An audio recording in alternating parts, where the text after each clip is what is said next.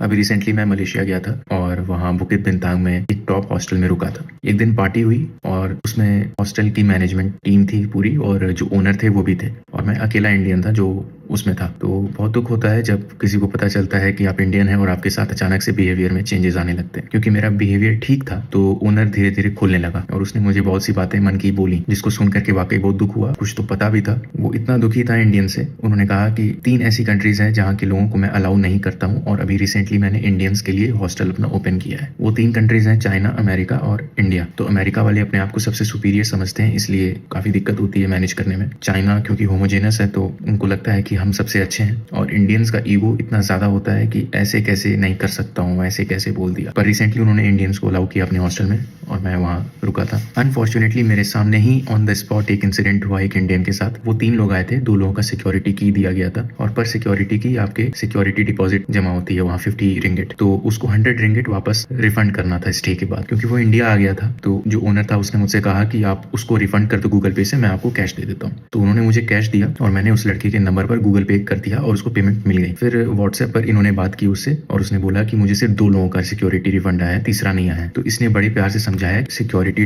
Refund जो होता है वो पर पर्सन नहीं पर सिक्योरिटी टैग होता है। तो मैंने आपको 2 टैग दिया था तो मैं 3 लोगों का रिफंड नहीं दे सकता हूँ। इस बात पर सामने वाले को बहुत बुरा लगा और उसने पता नहीं क्या क्या बोल दिया इनको और इन्होंने फोन काट दिया और फिर मेरी तरफ देख करके इशारा करके बोला कि बताओ ये हाल है। मैं स्पीचलेस था क्योंकि मैं समझ रहा था इनकी बात, पर वो सामने वाले को लग रहा था कि किसी तरह से 50 रिंगिट और इनसे निकलवा लूं। बहुत दुख के साथ उन्होंने बोला कि कभी कभी मेरा मन करता है, I just want to share everything with Palki Sharma who is a journalist, कि वो टीवी पर दिखा दे इंडियंस को क्या क्या दिक्कतें होती हैं यहाँ पर उनको मैनेज करने में एज अ बिजनेस ओनर। तो मुझे अच्छा भी लगा क्योंकि पालकी शर्मा को कोई जानता भी है और लेकिन दुख भी हुआ। इंडियंस को कोई पसंद नहीं करता है बाहर इस तरह से और जो लोग गंदगी फैला के आते हैं बाद में हमारे जैसे जेन्युइन ट्रैवलर अगर जाते हैं तो उनको दिक्कत होती है क्योंकि हम भी इंडियन ही हैं। एक इंसिडेंट ये भी हुआ कि जब मैं वॉक करते हुए फुटपाथ से जा रहा था तो 3 इंडियन थे। एक मलेशियन लड़की जा रही थी और उन्होंने उनको हिंदी में क्या क्या नहीं बोल दिया। वो तो चुपचाप चली गई क्योंकि उसे हिंदी नहीं आती थी, पर मुझे तो सारी बातें समझ में आ रही थी। 30-35 साल 40 साल के लोग ऐसे आते हैं बाहर और इस तरह से अपनी इमेज को छोड़ करके जाते हैं। अगर वहां पर किसी ने उस बात को समझ लिया होता तो वो उन तीनों को नहीं कुछ कहता, वो इंडियंस को कहता। ये छोटी सी बात हमारे देशवासी नहीं समझ रहे। हॉस्टल में जो इंसिडेंट हुआ उसके बारे में मैंने पूछा कि ऐसी कोई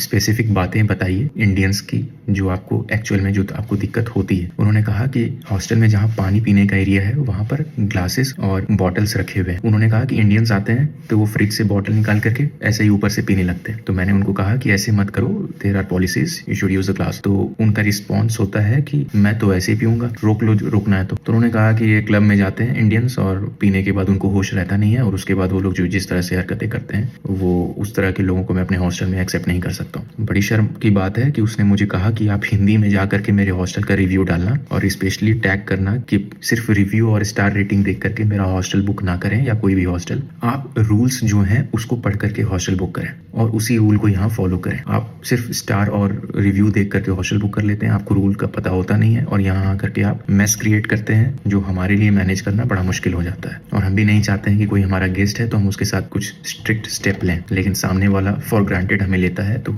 बड़ी दिक्कत होती है। तो मैंने रिव्यू लिखा हॉस्टल का, हिंदी में भी लिखा, इंग्लिश में भी लिखा। लेकिन ज़रूरी बात यह है कि आप जब बाहर जाएं तो अपने बेस्ट बिहेवियर में रहें, तमीज़ से पेश आएँ, क्योंकि आप खुद को नहीं एक देश को रिप्रेजेंट कर रहे हैं। घर की बात जहाँ तक है घर में रहने दें, लेकिन बाहर जाएं तो घर की इज्जत बनाए रखें। मैं देशवासियों से बड़ा परेशान हूँ। इसको जहाँ तक हो आप देशवासियों को पहुँचाएं। जो भी बाहर जाते हैं वो इसको सर्कुलेट करें और जो बाहर जाते हैं, मुझे पता है कि आपको पता है कि ये दिक्कतें बहुत ज़्यादा होती हैं। वैसे भी आजकल रेसिज्म और क्रिटिसिज्म इतनी ज़्यादा होती है इंडियंस की कि हमें ही झेलना पड़ता है। कभी कभी मन भी नहीं करता है जाने का और यहाँ भी मन नहीं लगता है। चलिए, जय हिंद।